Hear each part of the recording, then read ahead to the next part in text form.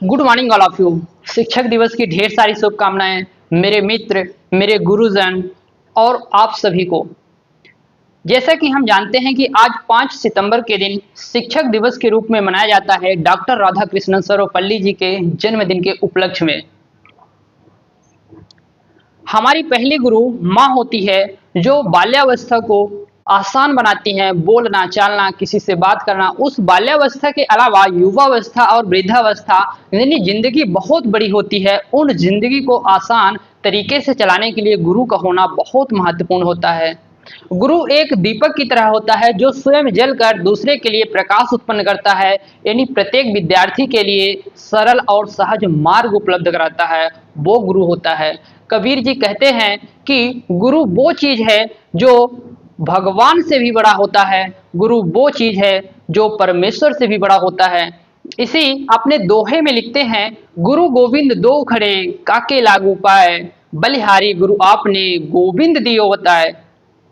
तो इससे यह स्पष्ट करते हैं कि एक साइड गुरु खड़े हैं और एक साइड परमेश्वर खड़े हैं। उन परमेश्वर से भी ऊपर दर्जा दिया गया है गुरु का। तो कबीर जी ऐसे स्पष्ट करते हैं इन दोहे के संदर्भ से। हम चलिए टिप्पणी करते हैं थोड़ा डॉक्टर राधाकृष्णन सर्वपल्ली जी के ऊपर। चूंकि इनके जन्मदिन पर ही शिक्षक दिवस क्यों मनाया जाता है, ये कहाँ की गई, कैसी घटना, कैसी कहानी है, कहाँ से शुरुआत होती है, थोड़ा हम उस पर चर्चा करेंगे। और अपने जीवन में, पूरे जीवन काल में संघर्ष भरा इनका जीवन रहा।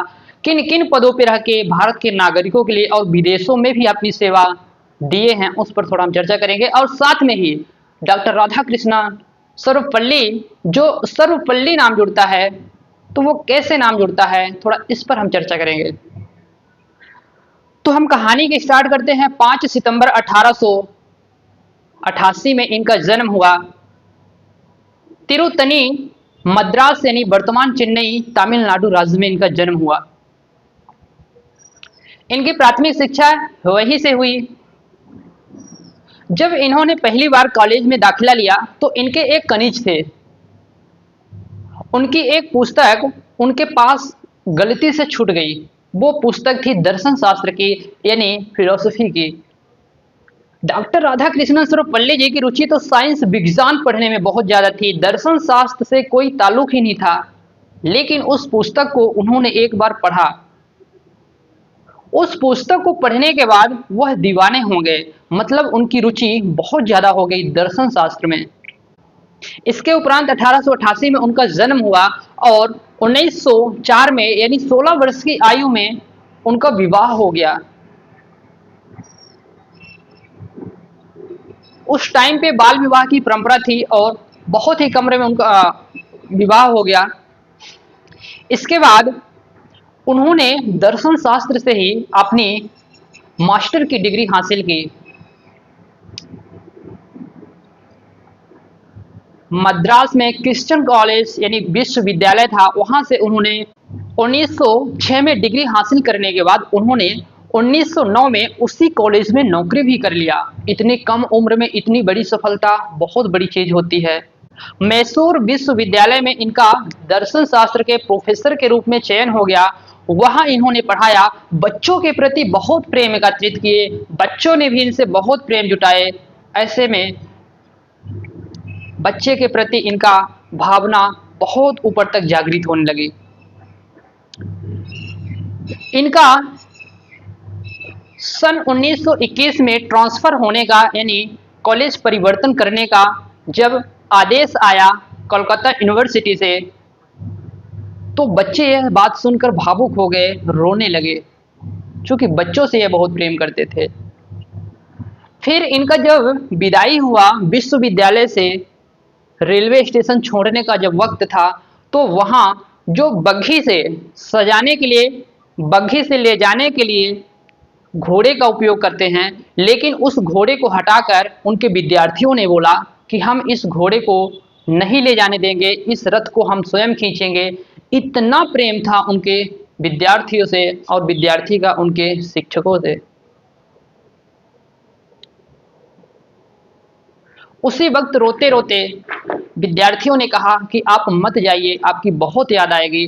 तो उसी दौरान डॉक्टर राधाकृष्णन सर्वपल्ली जी ने बोला कि आप मेरे जन्मदिन पर मुझे याद करना और एक शिक्षक दिवस के रूप में याद करना, और उस दिन से शिक्षक दिवस के रूप में पूरा भारतवर्ष उनको याद करता है। इसके बाद हम चलते हैं 1939। मदन मोहन मालवीय बीएचयू के संस्थापक हैं, जो वर्तमान में उत्तर प्रदेश में स्थित है। बीएचयू बनारस हिंदू विश्वविद्यालय। वहां के संस्थापक मदन मोहन मालवीय जी को इनके टैलेंट के बारे में पता चला।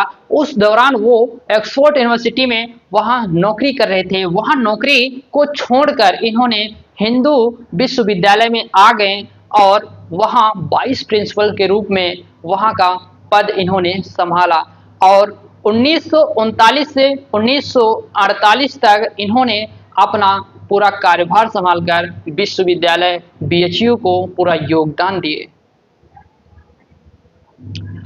1948 के बाद 1949 से 1952 तक इन्होंने दूतावास के रूप में पद संभाला। 1952 से 1957 तक इन्होंने भारत के प्रथम उपराष्ट्रपति के रूप में पद संभाला, और इसी दौरान 1954 में इनको भारत रत्न से नवाजा गया। भारत रत्न भारत में 3 लोगों को मिला है, सी राजगोपालाचारी, डॉक्टर राधाकृष्णन सर्वपल्ली जी और वेंकट चंद्रशेखर रमन जी को। फिर पंडित जवाहरलाल नेहरू जी सोचे कि इनको उपराष्ट्रपति से राष्ट्रपति के लिए चुनना चाहिए, तो राष्ट्रपति का इन्होंने चुनाव किया डॉक्टर राधाकृष्णन सर्वपल्ली जी को, जो 1962 से 1967 तक इन्होंने राष्ट्रपति का पद संभाला, जो कि राजेंद्र प्रसाद, प्रथम राष्ट्रपति राजेंद्र प्रसाद जी के बाद दूसरे राष्ट्रपति डॉक्टर राधाकृष्णन सर्वपल्ली जी चुने गए।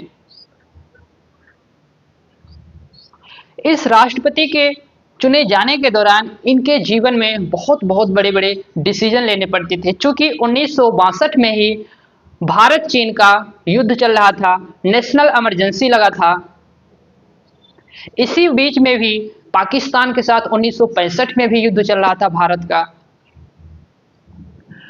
नेशनल इमरजेंसी के दौरान कब आपातकाल की घोषणा करना है, कब विराम करना है, इसका भी पावर इन्हीं के पास था, तो इनके पास ये जिम्मेदारी सौंपा गया।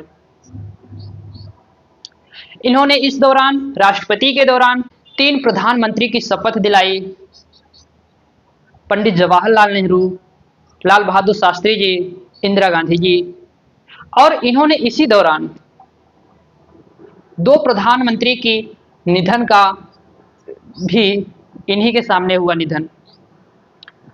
पंडित जवाहरलाल नेहरू और लाल बहादुर शास्त्री जी ताशकंद समझौते उज्बेकिस्तान में लाल बहादुर शास्त्री जी की साजिश करके मृत्यु की गई। तो ये दोनों प्रधानमंत्री जो थे, तो इन्हीं के शासनकाल में इनका निधन हुआ। तो इनका जीवन आसान नहीं था, इनका जीवन संघर्ष से भरपूर था, और ये बहुत अच्छे विचार दर्शक थे और बहुत अच्छे गुरु थे। जो सर्वपल्ली नाम जुड़ता है इनके नाम से पहले, तो इनके गांव का नाम हुआ करता था सर्वपल्ली।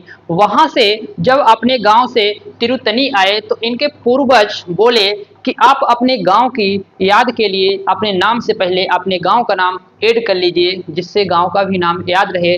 और उस गांव के नाम पर इनके पूरे परिवार ने अपने नाम से पहले डॉक्टर सर्वपल्ली लगाना चालू कर दिए। फिर इनका नाम डॉक्टर राधाकृष्णन सर्वपल्ली हुआ। तो ऐसे गुरु की आवश्यकता होती है, ऐसे लोग हुआ करते थे, ऐसे व्यक्तित्व के धनी जैसे लोग हुआ करते थे, तब हमारा भारत विश्व गुरु कहलाता था। आज भी बहुत अच्छे शिक्षक हैं, और ऐसे महान शिक्षकों की ये भूमि भारत, इसी वजह से आज भी भारत विश्व गुरु के नाम से जाना जाता है। आखिरकार इनकी मृत्यु 17 अप्रैल 1975 में हो गई, और इन्होंने अपने जीवन में संपूर्ण जीवन भारत के नागरिकों और विदेश तक में भी अपना सर्वस्व जीवन सहयोग करने में गुजर गया इनका। तो शिक्षक दिवस के उपलक्ष्य में इतना ही मैं कहना चाहता था। और आखिरकार लास्ट में भी एक बार मैं सभी को शिक्षक दिवस की ढेर सारी शुभकामनाएं देता हूं। आखिरकार शिक्षक तो वो गुरु होते हैं जो ब्रह्मा से भी ऊपर इनको दर्जा दिया जाता है। एक श्लोक आता है, गुरुर ब्रह्मा गुरुर विष्णु गुरुर देवो महेश्वरा गुरुर साक्षात परम ब्रह्मा तस्मै श्री गुरुवे नमः। मतलब परमेश्वर होते हैं गुरु। तो अपने वाणी को हम यहीं विराम देते हैं। शिक्षक दिवस की ढेर सारी शुभकामनाएं आप सभी को।